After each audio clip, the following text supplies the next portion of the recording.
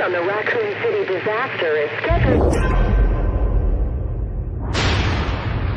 So what exactly is going on around here? Shit. I can't believe this.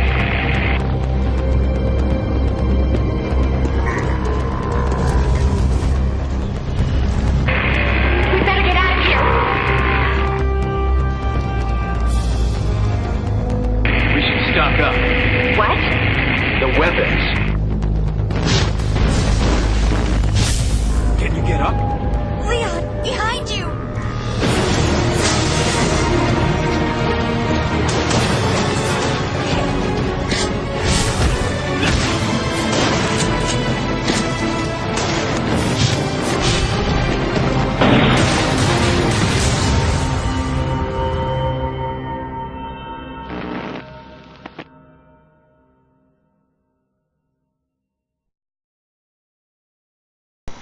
Hi everyone, I am Jack Red, and today we're going to be reviewing a personal favorite of mine on the Wii that I got a couple months ago. This is Resident Evil: The Darkside Chronicles. Now, for a lot of you that are new to the series, it's actually a sequel to their previous one on the Wii, Umbrella Chronicles. but to be fair, both of these were original titles. They're not ports of the other ones like the other Resident Evil Wii games. Now, another little history. This is something that Capcom isn't necessarily unfamiliar with. As you can see, there was a series of first-person Resident Evil games by the Gun Survivors. Basically, you have 1, 2, and 3. I thought it was 4. A little history on 3.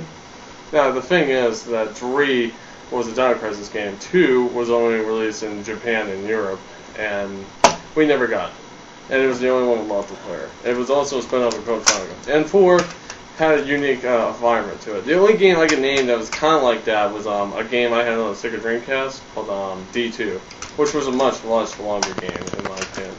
Now, I actually want to bring up another little comparison real fast. One of my other personal favorites that is basically rail shooting is the House of the Dead series. Now, I'm going to show you both the ones I have. I know I've shown them off before in previous videos. That was House of the Dead 2 and 3 Return. Now, the one that I really want to compare, since there's a lot more in it that I can compare it to the Darkside Chronicles, is a personal favorite. This is the House of the Dead Overkill. Now, the big plus with let me see those. The big plus over Umbrella Chronicles and Darkside Chronicles is there are very subtle yet noticeable changes in the gameplay. Such as with the Umbrella Chronicles, you had a lot more scenarios and a lot more opportunities to kill zombies, thus blowing their fucking heads off, making you one happy camper. But the main thing that I noticed with this game, along with Umbrella Chronicles, is there's not as many levels as there are in this one. In fact, by my direct count, they have exactly the same number of levels. But the thing that I like about this one is it's a lot easier to score headshots. Now, I shit you not, I'm a noob to this game right here. He just started playing it a few days ago. I'm getting S in everything. It's that easy. I'm just fucking... Okay, in the original with that, it was a problem. Like, a lot of people bitched that you basically had to be like this. You gotta be dead on with a fucking sniper rifle, up close and personal. That's how hard it was. Oh, it was... But in this, easy pickings. Oh, it's real easy. I'm going to bring up another little points now. This one has the stories of 0, 1, a little bit of 2, 3, and then it has the Russia events. Now, Darkside Chronicles basically has the Jiver event, which is before Resident Evil 4. It also has more of 2, and it actually has Code Veronica. And it also includes more of the rivalry between Leon and Krauser. It does go intertwine with that. It also explains why did he just find Wesker, get the claw for an arm, you know, shit like that.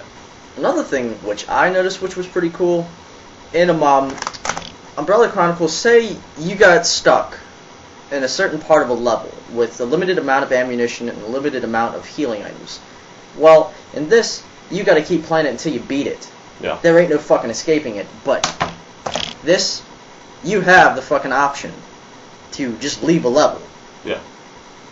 And that's something that I favor as a gamer, because there are some of us who, quite frankly, fuck up. So yeah. Now, there is some disappointments of this one, but let me talk about the big improvements. Now, the first one is the upgrading system in this one. Now, basically, you had the stars, and depending on the stars, you can actually upgrade your weapons. Now, it was just basically all the way upgrading the weapons. Now, the sad thing with this is you got to beat the game on hard with all S's to get unlimited ammo. Now, fuck that, because we got something better. You can actually find extra gold. You can actually upgrade each piece of a weapon. Now, I have to bring up this game again because it has a very similar upgrade system.